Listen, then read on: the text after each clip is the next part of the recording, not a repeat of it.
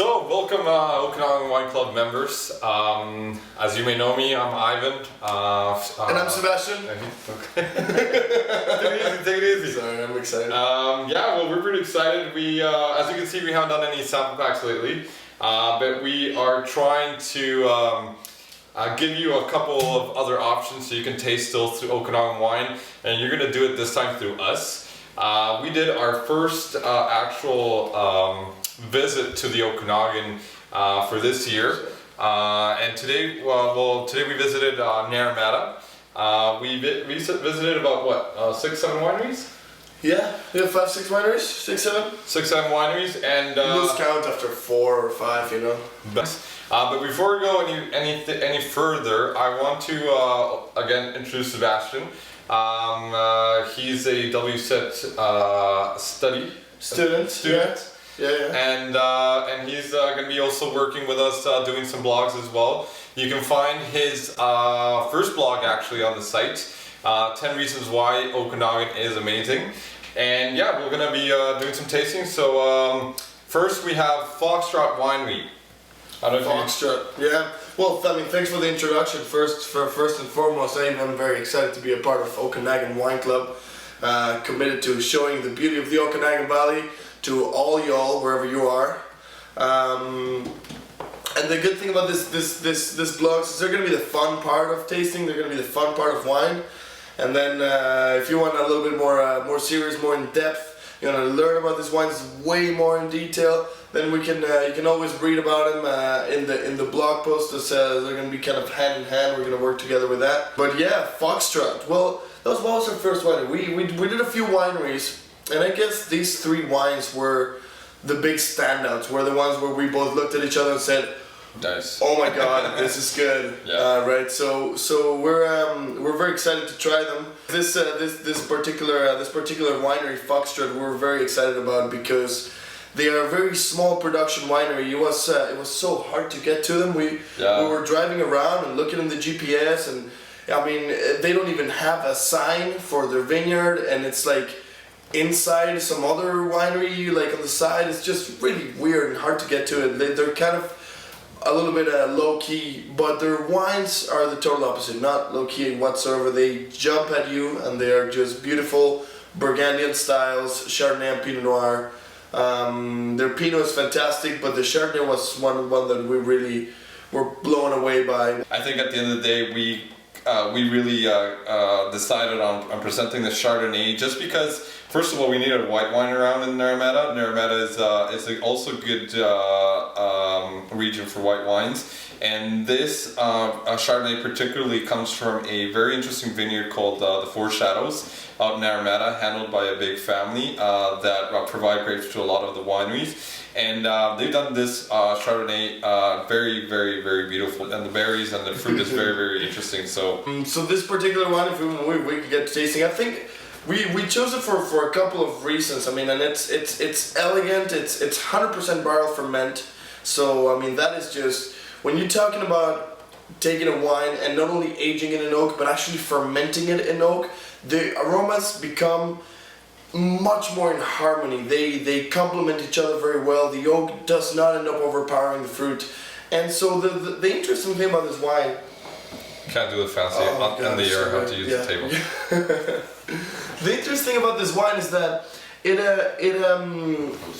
it's made in a way like Burgundy, like the great French Chardonnays, which are totally barrel fermented, and they stir the yeast a little bit in the wine to add a little bit of creaminess to it as well. But I think it's still very Okanagan style. Like, I mean, a lot of people get deterred because they're big wines, but this Chardonnay still keeps that essential Okanagan fruit forward kind of style. Exactly. Without overpowering that oak, because I mean, there's been a lot of Chardonnays recently that I've tasted that are like just very buttery Scotch, and a lot of people do actually like it. But it's interesting to feature the grape and what it is for the region. So totally good stuff. Did an actually really interesting job. So yeah, very, very good job. Especially when you wanna showcase oak like this. Normally it calls for a Chardonnay that is not as ripe. You don't have a lot of those peach and apple aromas. You normally look for the citrus, the lime, and the pear, and the underripe sort of, not underripe grapes, but on the underripe aromas. Now this one does have a lot of ripe aromas. This has like bruised apples and peaches, and then the creaminess of the oak. It's Okanagan, but it's an elegant style of an Okanagan Chardonnay. Very, very complex. I mean, it keeps doing things in the glass, and it's brilliant. It just does things in the glass. Like it hangs out in the glass, but it's like it does all these things in the glass, you know. Just, I don't know what it does in the glass, but it's definitely doing things in the glass. The price point of this Chardonnay goes around the $40. I think it's an amazing wine to pair with some light food. Obviously also bring it to some of your friends for an overnight dinner. If you really want to impress them and want to splurge a little bit of money, this Chardonnay is worth what you're paying for. Absolutely. And for next year, actually, you're going to be able to find Foxtrot open. They're going to be doing a little bit more tasting rooms. So if you're in the Naramata, really go find them. They're really worth visiting. And we have a little sneak peek on information about some sparkling next year, right? Yes.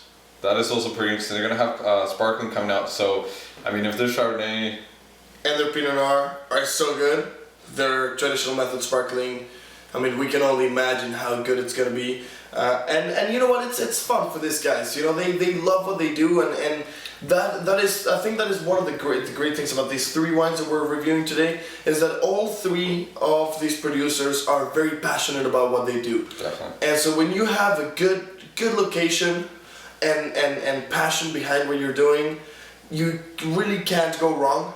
But definitely there's, I mean, great things that are coming up, and the sparkling wine by Foxtrot is definitely something to be very excited about. I would eat this, by the way, with a grilled pork chop. Get your in-laws and cook them a grilled pork chop with some applesauce, and give them this if they're feeling adventurous and want to try something new, and you may just make their day. Oh, hey, if you also have a date night, you want to keep it, your cooking skills are not that good, you can always make it count with that wine. Yeah, just bust out a bottle of that and you're a winner. Yeah. Okay, let's move on to the next winery. It's still not 5 o'clock here in BC as we speak right now. But we don't have spittoons because... So we're going for the Gamay, Joie. Joie is a winery located again in Naramata at the very end. The difference between Foxtrot and Joie is that Foxtrot is up on the mountainside, very rocky type of style. Joie is actually on the clay sand beach side, right near the lake. Winemaker and owner,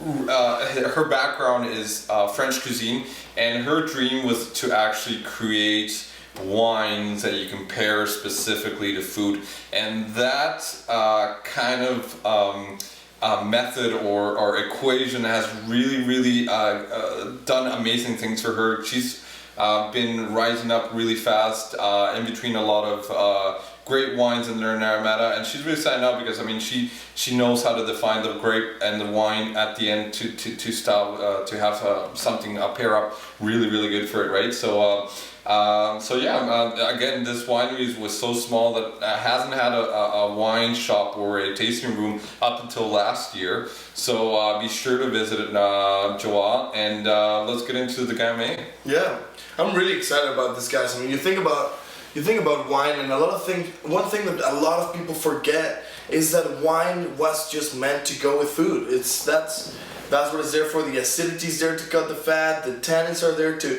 provide structure, and the fruit forwardness. It always adds one more dimension to whatever dish you're having. And a lot of winemaking lately has been really focused around just having a beautiful, delicious wine, which there's nothing wrong with that. but I love to see somebody that goes back to the very basics, thousands of years ago, and says, you know what, wine makes food taste better. Let's make food-friendly wine, and especially, you know, I mean, she wants to make sure that it goes with cuisine from the Pacific Northwest, right? I mean, seafood, things like that. Hence the varietals that she's choosing. Lots of Burgundian, Gamay, and German. They do a fantastic Riesling. They also have very good Chardonnay. So mainly focus on cooler climate stuff, but really food-friendly wines and beautiful. It's funny that when we were tasting the wine, we noticed that it had a certain character to it that was really strong, and they mentioned that we could actually even pair this Gamay with lamb. For those that don't know what Gamay is, most of you wine club members have tasted the Gamay now from St. Hubertus and last sample packs. Gamay is actually a very light red wine that can actually be sort of chilled inclusively. It's a very light but very versatile grape that you can actually make it. You can actually pair it with lamb, and we were so curious about this that after we ended up our tasting, we went to Burger 55 there in Penticton, and Sebastian had some lamb. Because they said lamb, I was thinking about lamb every second after they said lamb. So he had a lamb burger and some wine, and actually paired up pretty good. So snuck in a little bit of that Gamay in a plastic cup without them noticing. I had to make sure to try it with lamb, and it worked out beautifully. I mean, you're right. I mean, Gamay is known to be light, but this one is just so complexly aromatic, and the acid is just so present. It's a beautiful wine. Works that way. And yeah, I mean, Gamay is like the black sheep of light red wines, right? I mean, it's underrated. You know, people think it's this just fruity and fruity and fun, but it can be quite complex. It can be very expressive. I mean, this glass alone, I'm getting mineral notes and like chalky notes and a little bit of like herbaceousness to it. I mean, this wine also can be not only paired with lamb and whatnot. I mean, again, as I mentioned, you can serve it chilled, and you can go out on the patio right now this summer that's coming up, and you can pretty much enjoy it just by itself. Yeah. Grilled salmon. Yeah, no, definitely. Like even like all sorts of seafood, a shrimp cocktail with this, absolutely. I think it's a nice red wine to introduce people that like a lot of white wines into red. I think the Gamay is actually that kind of grape that would actually serve you if you want to kind of open up to red wines. I think Gamay would be really interesting for you. Some cool thing that we learned about Gamay is that it was torn out from France about 600 years ago. I think we mentioned. Right. Yeah. We had this crazy story told. So basically, what was it? King Louis the something. People didn't like him. He was some sort of awful person, and so he blamed everybody for not liking him because they were drunk on Gamay.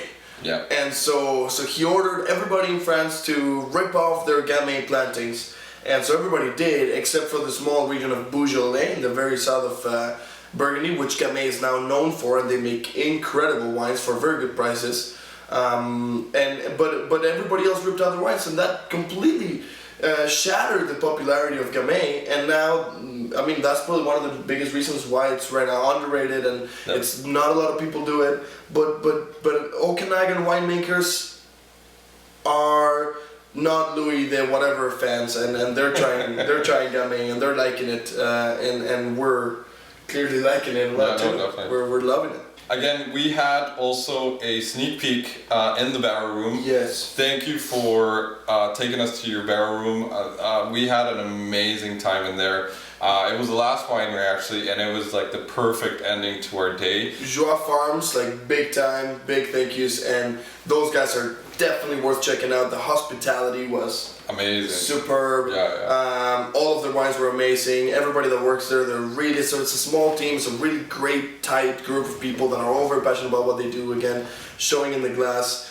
And they let us try their 2015 vintage that hasn't even been bottled. It was all hanging out in barrels, just kind of doing a little bit of what wine does when it's hanging out in the barrel, you know, softening up and tightening up and harmonizing and so on and so forth. And what we've tasted so far from the 15 barrels and from the 15 tanks, we've seen it's been amazing so far, and really good potential for reds and whites. So we're really excited about what's coming out, and I think the next couple of years we're going to be seeing some really interesting wines coming out. Joie, again, definitely visit them. Price point of the wine is around $25. Again, you can find this tasting room, you can find this in a couple liquor stores in the Okanagan. I'm not too sure about the Calgary or outside that region, but again, check out the site and we'll give you a little more information about that. Marichel. I've actually driven lots of time past Marichel in my previous visits to the Naramata. But Sebastian insisted in coming out there because apparently this winemaker has a very interesting type of style that he's been wanting to reproduce, but also featuring what the Okanagan can actually do. And he's a really kind of precursor in what he's trying to do. And he was one of the first people that kind of went for the bet and put in grapes that were not commonly known or not commonly known to grow and produce something in the Okanagan. And I think it's been really rewarding for him, because there are some really good wines, and he's understanding that not only you have to copy a style, but you actually can copy the style but actually feature what the region has to go for, right? And again, he's on the side that is towards the lake. It's a big difference at Toronto, just in couple 500 meters. Again, his side of the lake is sandy, clay, roots go really deep in, very minerally, the sun hits a lot more, and I mean, again, difference with Foxtrot. Foxtrot's a little bit more higher up. The Four Shadows Vineyard is up in the mountains, so there's a difference there. So yeah, I don't know if you would like to introduce Marichel. Well, I mean, this man, he don't care what people think. He don't care. No. And you know, with the exception of Donald Trump, people that don't care what people think are winners, and this man is one of them. He was told not to grow Syrah in those slopes. He was told not to grow Viognier in those slopes, and he did not care, and he did it, and it showed beautifully. Again, this is a really passionate man that said, I'm going to make wine because that's what I want to do. And if I'm going to make wine, I'm going to make the wine I want to make, and I want to make the wine I want to drink. And so regardless of it could or it could not grow here, and it happens to be that it just grows beautifully. So basically, Richard Roskill, winemaker here, this is his 2012 Syrah Viognier. He put a little bit of Viognier in his Syrah, just like it's traditionally done in Côte-Rôtie, the very northern tip of the northern Rhone Valley. And in case that I already mentioned this and he is right, please, I apologize. But either way, this is it's traditional, similar to the Côte-Rôtie style of the northern Rhone Valley, which is a little bit more elegant, not as full-bodied and fruit-forward and peppery, a little bit more floral, and it has a slightly smoked meat character. It's a very old world style of Syrah, but again, just like most of these winemakers are trying to do old world styles, still being true to the Okanagan Valley, still being true to the 2,000 plus sunlight hours they get every year, the ripe fruit flavors. So it's not old world, but it is a combination of such. It is exactly what Richard wanted to do. He wasn't trying to imitate anybody. He just made this fantastic wine that happens to be a little bit like the Côte-Rôtie style of Syrah, and it just, I mean, it blew my mind. I think this is... It was really gratifying, to say the least, to find wine that would try to imitate a style and really come across it perfectly, but at the same time still respect what is growing here and how is it growing, which is essential to an industry such as the Okanagan, which is really young and needs to kind of define a style, right? And it's not about copying, and it's not about what people want, it's about what can grow and how you find it to grow and how you then translate it and make it really a good wine, right? You know what this wine smells like?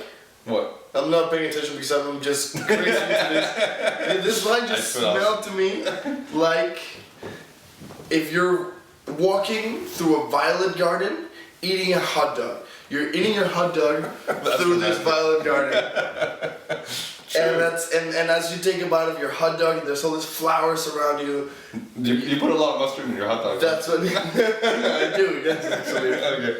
Yeah. That's what it smells like. I don't know. It just brought me back to my childhood when I used to walk around violet gardens and eat hot dogs with lots of mustard. And almost no ketchup, yeah. Yeah, totally. No ketchup in here. But definitely complex, expressive, elegant, full body, but not super crazy out of this world. Just it's a very complex and a very elegant, as you say, wine, which for Naramata wines, which are very customer friendly. I think Naramata is one of the most customer friendly benches in the area, just because a lot of their wineries do create that very fruit forward, fresh, crisp whites, light reds. But there are obviously a couple wineries in Naramata that are doing the whole different thing, and I mean you can see their Marichel's neighbor Moraine winery also goes for the same type of style. Just a little bit before Moraine, actually also Howling Bluff. So all those guys in that little area there understand what the terrain is gonna give, and understand that you can still make a very elegant, complex and rich wine, but still featuring that fruit forward and being really friendly. So I think Marichel Vineyards was the top of the night for us. yeah, I really loved it. It was finished. I'm still tasting it. Yeah, no, It's beautiful. and I mean, what we would definitely give this rating as the ultimate barbecue wine. I would do that. Yeah. I think Like if you wanna, normally barbecue, you'd want to pick something a little bit lower end and juicy and fruit forward. Yeah. But this has so much ripeness to it too, and complexity that if you want to have a fancy barbecue, I'd say the ultimate fancy barbecue. Yeah. If you're not just slapping some burgers in the grill and say you're going a little bit more Argentinian stuff. Argentinian style. I don't know. Yeah, if you're doing steaks in the barbecue, or if you're doing things like barbecue ribs, but you put your heart and soul into making your own barbecue sauce, and you refuse to pair it with a $10 blend that you don't even know where it comes from. This would be very, very good. Yeah, but yeah, I think that's about what we have to say. I don't know if you got more. Well, that's all. That's all for the wines for now. These 3 wines, I think they were fantastic. That's why we brought them to you, and we're hoping that very soon we can actually bring them to you. But for now, we expect you to enjoy them vicariously through us. We're gonna wrap up really quick our blog here.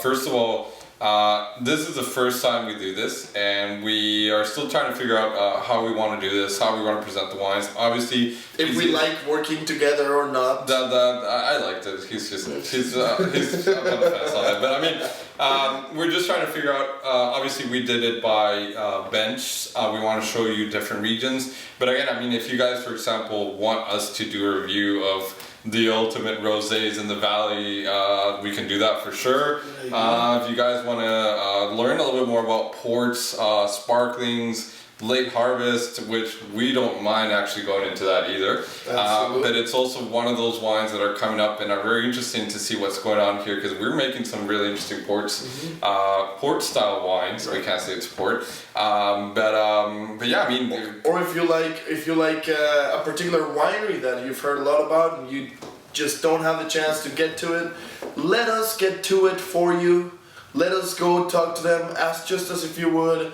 Let us take the wines home and taste them in front of you, so that it's as close as it gets. We can definitely go and check out wineries that you'd want us to check out. Or if you have any questions as to why we do the weird things we do, like slurp the wine, or about anything in particular, anything that we do or not do, or anything that wine people do, or anything about wine, not only from the Okanagan but anywhere in the world. I mean, any questions you have. If you have any questions about, what to give with a bottle of wine, even non-related wine questions about life, questions about love, just ask. Don't go too crazy. I mean, it's better when you have a bottle of wine and then ask those questions, then we can probably work on that. If you ask us questions about life and love, we will say them after the tasting. Yes.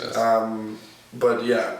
And yeah, as again, if you guys want to even see somebody featured in here, any interesting winemaker that you know of, we can also bring some people in. But yeah, follow us on our YouTube channel. Follow us as well on Click here to subscribe. I don't know if it's going to be here or there. It's going to be here. But it's going to be somewhere and you're going to subscribe. Comment. Please comment below. Also comment on our Facebook. I love Okanagan Wines. We're gonna try to feature the blog there. But if not, you can sign up to a newsletter. Definitely that will carry the blog. And yeah, subscribe to a news channel. Instagram. We're big on Instagram. We got a lot of great images on Instagram. So follow us on Instagram. I love Okanagan Wines as well. Instagram over here. Yeah, and if you actually want to ask about a little bit more information, Sebastian and myself are open. We got our emails posted. He's a wine guru. I'm just a guy with the stories. But yeah, definitely. Thank you so much, Jen, the tasting room manager at Joie. She's also helping with the winemaking there. The hospitality was incredible. So very, very thank you to you as well. Thanks to Gustav at Foxtrot for opening up their non-existent wine tasting bar, but made it existent for us, which was really amazing. high-end wines. Brought us way just into the winemaking cave, set up a couple glasses, like didn't even care, opened a couple of his best bottles and let us try it. Just like not a big deal. Great guy. And Richard Ruskell and Marichel for showing us his vineyard, his winery, and spending some time talking to us. Really awesome guy too. And we did visit more wineries. Thanks to Ruby Blues. Thanks to Laughing Stock. Thank you very much for your time. Thank you much for beautiful wines. And we'll see you next time. And this is where the fancy music outro plays.